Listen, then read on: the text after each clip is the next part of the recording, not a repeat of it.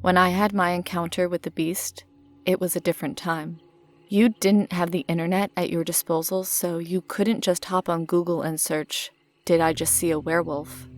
The only research you could do is if you went to the library and spent hours reading through dusty books or flipping through old newspaper articles.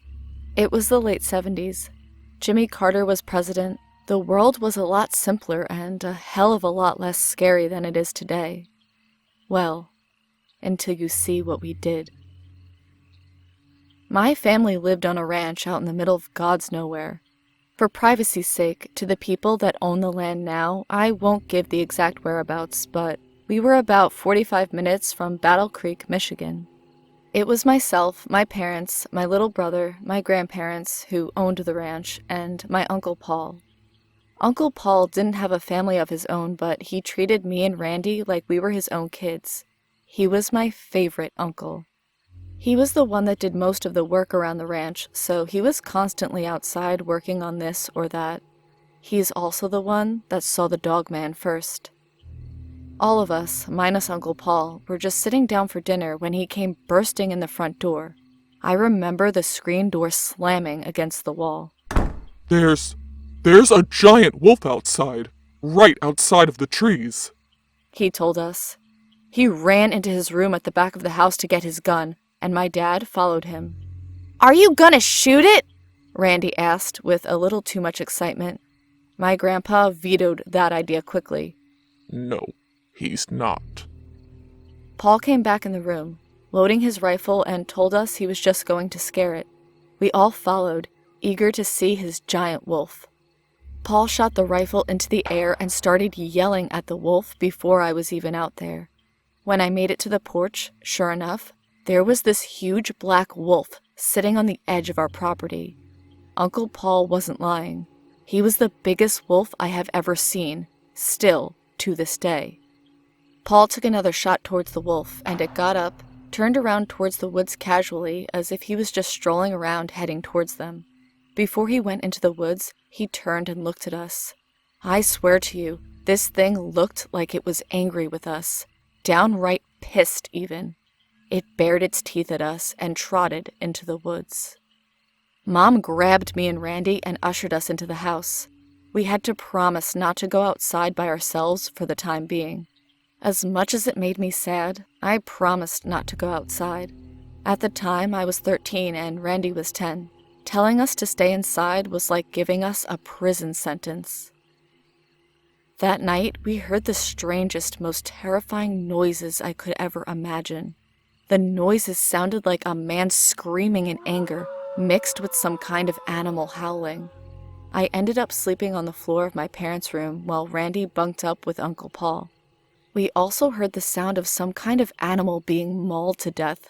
It was screaming in fright and agony. I was terrified. I didn't know what was going on outside. The next day, after quite a search, my dad and Uncle Paul found one of our neighbor's sheep that had been torn to bits and eaten by something. When they talked to our neighbor, they said they too had seen the big black wolf the day before and shot at it. If my parents were serious about us kids staying indoors before, it might as well have been carved in stone that we were to stay inside after that. The next night was just as scary as the first. We heard the howl screams again, but this night, about an hour after that, we heard gunshots too. They were coming from the direction of our neighbor who lost his sheep. Gramps, Dad, and Uncle Paul all went outside with their rifles to see if they could see or find anything, but they didn't get too far because Mom and Grammy were pretty serious about them getting their butts back in the house. I think the two of them would have just about dragged them back in if they had to. I didn't get much sleep that night, neither did Randy. We shared my parents' bed with my mom while my dad and Paul stayed downstairs. I could hear them talking all night long, but couldn't make out what they were saying. The next day, they went over to our neighbor's house and were gone for a couple of hours. When they came back, they were quiet, which wasn't normal for either of them. I walked in on all of the adults talking, and they all stopped when I entered the room. Mom told me to go upstairs and keep Randy out of trouble. I knew they were talking about something they didn't want me hearing, so I just quietly obliged and went upstairs. Later that day, Grammy pulled me into her room and made me promise not to tell Randy anything. She was always a believer that I was older than my years and could handle adult things. She was also stubborn and queen of that ranch, so if she wanted me to know something, she was going to tell me. She told me that our neighbors, Ann and Jim, saw the wolf on their property again the night before, and Jim shot it right in the chest, but it didn't do a damn thing to the wolf. In fact, they think it just made it mad. The next part is something I will never ever forget. She leaned into me, and that was the first time I'd ever seen her frightened by anything. They told your daddy and Polly that it got up off its 4 legs and ran off on just 2. The way she whispered it sent a chill down my spine, and my eyes teared up in fright. I asked what she thought it was, but she told me she didn't know. For the next 3 days, I was so sick to my stomach by what I learned that I barely ate. Every night was the same thing. Those god-awful screams would pierce the air 3 or 4 times a night.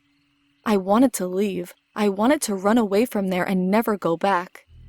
Gramps, Dad, and Paul would take turns staying up, making sure nothing came close to our house. I could tell that was wearing on them too. Gramps was always a clean-cut, nicely dressed man, but after days and days of keeping watch, his beard started coming in, something else I'd never seen in the 13 years of my life. That night, it came back. All of us heard it when it first arrived, and all of us saw it. The werewolf, the wolf man, the dog man. Something big ran across our porch that night. It sounded heavier than a man, and it sounded like it was on 2 legs. Randy and I jumped up from the table we were at and started to melt down. Grammy and Mom tried to calm us down, while the men stood at attention, ready to protect us and drive that thing off. Grammy ushered all of us upstairs. All of us followed without question. She was stern that even the men were coming along. We were up there about 10 minutes without incident. Paul was looking out the window when he let out a gasp that made the room even more silent than it already was. My God in heaven, he whispered. It's out there, and it really is on 2 legs. Nothing could stop us all from looking. Mom wanted me and Randy to stay away from the window, but even my dad told her we needed to see this. I can still see the wolf as clear as day as I did that night. It was only half illuminated from our porch lights, but it was enough to even give me nightmares for the next decade. It was jet black, and it really was standing on 2 legs. I couldn't see a tail, but the way the legs were bent reminded me of a canine. I could see long arms and what looked like hands. Sorry, but I couldn't tell if the hands had claws or not. Its head did look like a werewolf. An elongated snout and, I think, pointed ears. It was wandering around our property like it was looking for something. I prayed to God it wasn't trying to catch our scents. Paul wanted to go out and shoot it, but Grammy said it wasn't going to be killed by a rifle. Maybe the 3 of them will do the trick then. That's what Gramps said out loud to us. This is our place, and no werewolf monster is driving me away. Even with Grammy telling him to stop, he marched out of the room and down the stairs. Dad and Uncle Paul followed him. Me and Randy pleaded for them to stop. My dad turned around and grabbed both of us in a big hug. He told us it was going to be fine. What happened next, I only knew through what they told me and what I heard.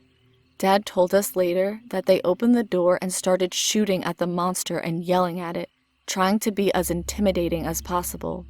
I heard at least a dozen shots. I heard them yelling and carrying on.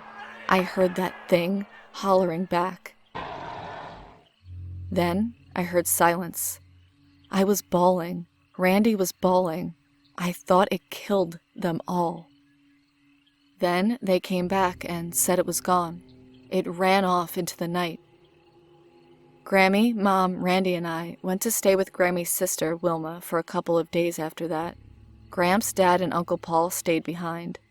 They'd called the sheriff that night, and when he came over, he was as shocked at what he heard as we were. There were prints all over the ground made by something that resembled a large wolf. They took pictures as proof of what happened. Later, Uncle Paul told me that the sheriff and about a dozen badged men were buzzing around our property and Jim and Ann's property for the next couple of days. Wildlife wardens got involved too, but as far as any of us know, that wolfman was never seen again. I did find out, though, that the night Jim shot it, he caught it looking into one of their windows that was about 6 feet off the ground. I don't know whatever happened to those pictures, though.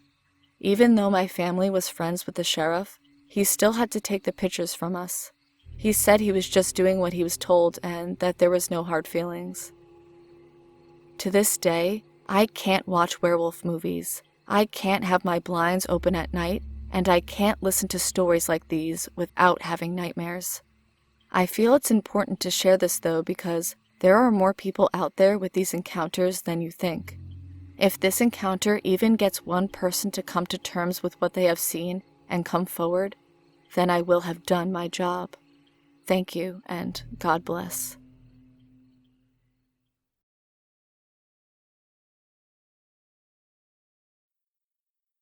I'm 26 now, and living in Pennsylvania, but when I was growing up, I lived in Montpelier, Vermont. My summers were spent hiking mountains, swimming in lakes, and exploring expansive forests. I knew that my state had bears and rattlesnakes in its more secluded, mountainous regions, but I never imagined that there was anything more terrifying than those out there. When I was 19, my friend Emily and I went to Moss Glen Falls for a day of swimming and picnicking, and it gave us a nice change of scenery from campus. The waterfall is located in Stow, which is a remote town in Vermont that has a population of barely 4,000. Emily was from another state and had never really seen much of the area beyond our college campus, so I figured showing her some of Vermont's quaint locations was in order. The day was perfect. We had packed plenty of food, sunscreen, and towels, and since it was a weekday afternoon, there was no one else at the falls except for an elderly couple who left not long after we got there. We spread our towels out on a large rock by the falls and alternated between climbing up the waterfall edges to get to the swimming pools and relaxing in the late afternoon sun. It was peaceful, and it was the perfect break for a long day of homework and classes. As the day wore on, Emily wanted to explore some of the trails near the falls. I was familiar with a few of them, and I tried to keep her on those. What I didn't account for was that she would insist on exploring some of the more outlying trails, and that we would consequently get lost. We spent nearly an hour walking in circles, our arms and legs getting covered in mosquito bites, and our bathing suits drying uncomfortably onto our skin. We had the flashlights in our phones to give us a little light once the sun set, but they didn't do much to illuminate the dense undergrowth shrouding both sides of the trail. Finally, we came across a blackberry patch that we were pretty sure we had seen earlier, so by logical default, we started heading down the path closest to the bushes. Emily kept asking me if I heard twigs snapping behind us, and I brushed it off as a city girl being afraid of deer or rabbits. I didn't hear anything myself, so I figured she was feeling paranoid due to it being her first time lost in the woods. Then I heard it. The noise came from somewhere behind us, and it was too loud to be a small animal like a rabbit. I figured it was another person out walking, or maybe a herd of deer passing through. Stow has never been a populous town, and the locals could argue that there's more deer here than people. I ignored the uneasy feeling building in the pit of my stomach and kept walking, chalking it up to my friend's paranoia rubbing off on me, and I babbled senselessly about cute guys to keep Emily and I distracted. After about 10 minutes of walking back to the car, we finally came in sight of the trailhead. There was a large boulder where the plaque was on it, dedicated to a young woman who had been murdered at the falls back in 1991, and right beyond that was my car. As we neared the boulder, relief evident on Emily's face, a weird noise came from the woods behind us. It sounded almost like a cat, but it was distorted and static, like it was coming out of an old radio. My first instinct was the fact that the cat was wounded or in danger. I've always been an animal lover, and if there was a hurt cat, I wasn't about to leave it out there to become a coyote snack. I turned around, ignoring Emily begging me to just get in the car, and peered back into the trail. I gave Emily the keys and told her to get our towels, now that we knew where we were, and I promised I'd be back momentarily. If I didn't find the cat right away, I wasn't going to spend forever looking for it, but I couldn't just drive away either. With the loss of the second flashlight, the woods seemed to be a bit more eerie to me, and the darkness was nagging at my peripheral vision. I walked a little ways down the path as I called to the cat, hoping to locate it by its meow, but I didn't hear anything for several moments.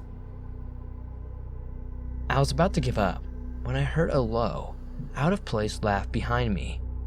I spun around, my heart beating way too fast, but all I saw was a large buck. I remember muttering something stupid, sneaky deer, then I headed back to the trailhead. That was when the deer laughed again, and I froze. The harsh sound was completely unnatural. For those of you who do not know, deer don't make sounds like that, they just make grunts. They don't make any sort of laughter-like noises, and even if they did, it wouldn't have the same cadence as a human's laugh would. And as this deer, it had a human laugh. This situation was weird and unnerving, and I kept hoping that someone would pop their head out from around a tree and tell me it was a prank. That didn't happen though. The deer took a few steps towards me, and then that odd cat sound came from it.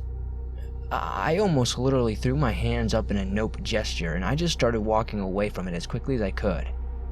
I was almost in sight of the end of the trail when I felt something snag my hair. I swatted it away, thinking it was a branch since there was a lot of low-hanging trees along the trail, but the sensation turned instantly. I reached up to tug my hair free, but it wouldn't come loose. I turned to face the offending tree, my heart thumping in shock. The deer was now on its hind legs. It had my hair caught in one of its antler points. The snarls from a day of swimming and hiking were entangled around its antler. All I could do was just stand there as I felt its cold breath on my face. It was not warm, and it was not hot, but icy cold breath reefed around me. I let out the most shrill scream I had ever heard myself make, and I violently yanked my hair off its antlers. I sprinted for my car, screaming the whole way for Emily to start it. I heard the engine turn when I neared the boulder, and she didn't hesitate to floor it as soon as I was in the car. The tears streaming down my face were enough motivation. She didn't question me until we were nearly 5 miles from Moss Glen. I told her about the weird noises and the deer getting up in my face. I told her it startled me, and that on top of that, the stress of being lost was just enough to make me panic. She bought my explanation, agreeing that we were both super tired, and adding that my mind was probably playing tricks on me. I haven't returned to Stow since then, even though I have visited Vermont recently. I know there's probably some sort of rational explanation for what I saw and what I heard that night, but I haven't been able to find what that could be.